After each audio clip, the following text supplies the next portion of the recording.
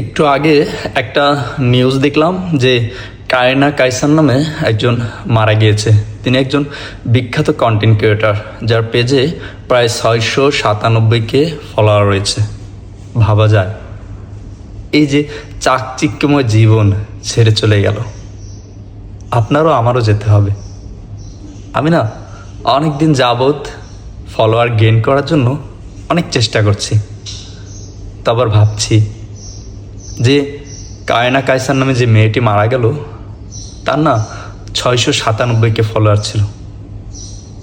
সব কিছু ছেড়ে চলে যেতে হলো।